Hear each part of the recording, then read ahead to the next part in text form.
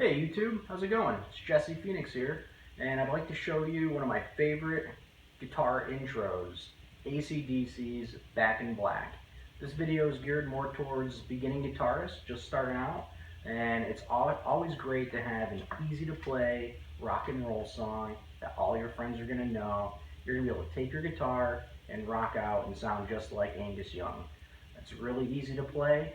3 chords with a little bit of practice. You're going to be sounding great in no time. So I'm going to start off by saying this is my Martin D15 Acoustic Dreadnought. I did a little review a couple videos back about it. I'm using the acoustic just because it's late and I don't want to plug into my amp and bug the neighbors.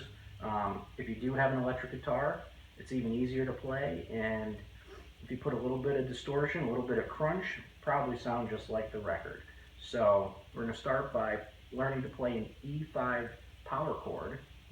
So to play that, if you don't already know, it's basically a shorter version of an E chord. Alright, just like that, but we're going to just bar with our first finger. This is our first finger, second, third, and fourth. We use our first finger, and we're going to bar across the 5th and the 4th string on the 2nd fret, and we're going to leave open the low E string. And these higher strings, 1st, 2nd, and 3rd, we're just going to lightly lay our first finger over them so they don't get wrung out when we strum, because I'm going to strum all the strings, just like that. This way you have a little bit more of a fuller sound when you attack those strings, and you don't have to worry about any strings ringing out that you don't want to have played. So it's going to start out just like this, and we're going to do a chuck, just like that. So one quick jab. I have a Dunlop Plectra guitar pick. It's like medium. I really like these picks, by the way. So we're going to just do one quick jab, chuck. Alright? And then we're going to move to a D-shaped chord, open D-shaped chord, which is going to use our first finger and our 3rd finger.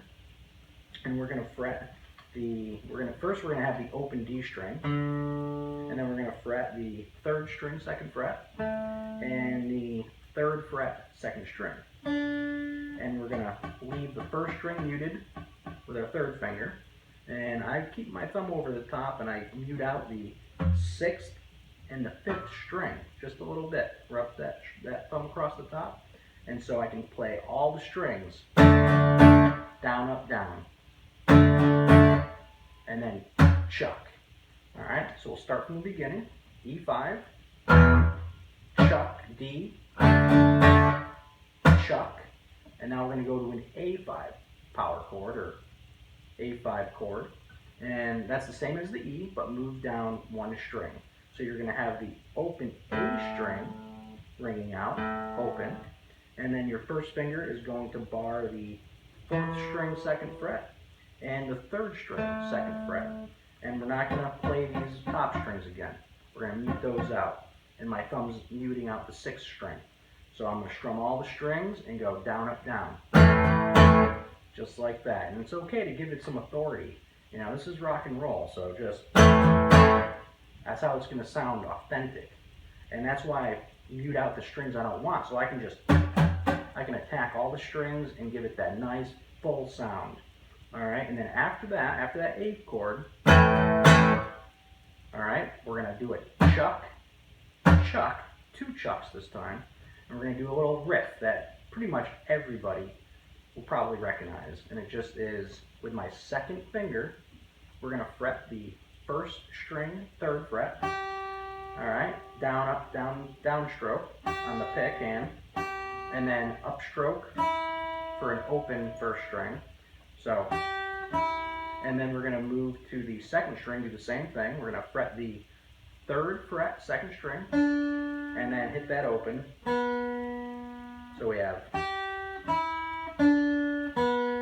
and then we're going to fret with our 1st finger the 3rd string, alright, on the 2nd fret, and we're going to bend it a 1/2 step, which means when I bend the string, I want it to sound like 1 fret higher. That's a 1/2 step interval. So we're going to make it sound like this. So we're going to bend it just enough. Hear how that sounds the same? That's what they call a 1/2 step bend.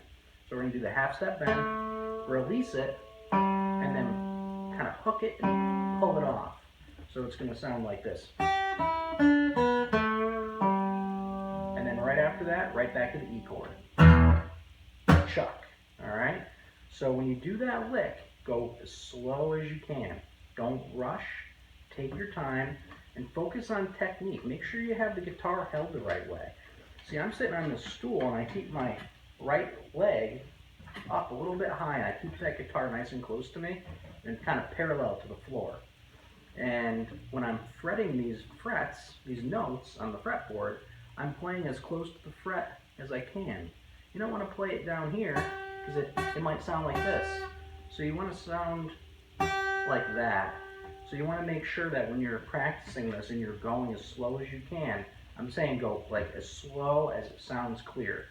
You're going to fret these notes as close to that third fret as you can. So right up in here. I don't know if you can see that. And you're going to use just the tip of your finger. Don't use this big fleshy part. Use just the tip. Very tip of your finger. And when you're doing licks like that, my thumb's in the center of the neck. It's a bad habit to go over the top. I do that sometimes to mute out strings I don't want to play. But really, your thumb should be in the center of the neck, around here, especially when you're doing leads. Alright, and focus on using just the tip of your finger.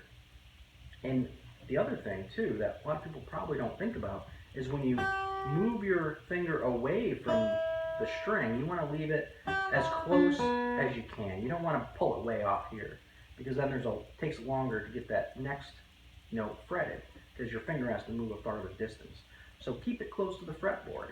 And, you know, if you want to hang it over the top, like I notice I'm doing, you know, that's okay, but really, you know, a lot of times you should have your thumb in the middle of the neck. Anyways, so when you're practicing this, go slow. Focus on your picking, and focus on each individual note that you play, and make sure it sounds clean and clear, and it's just right. Because if you focus when you go slow, when you play faster, it's going to sound much better.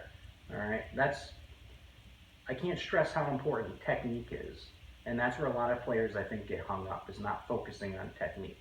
I know that's something that I need to focus on more. So just bear that in mind when you're learning this lick. Go slow. That's what I'm basically saying. So we're going to do the, and then right back to the E. And I'll do it slow. All right, let's start from the beginning. E, chuck, D, chuck, A, chuck, chuck, chuck, chuck.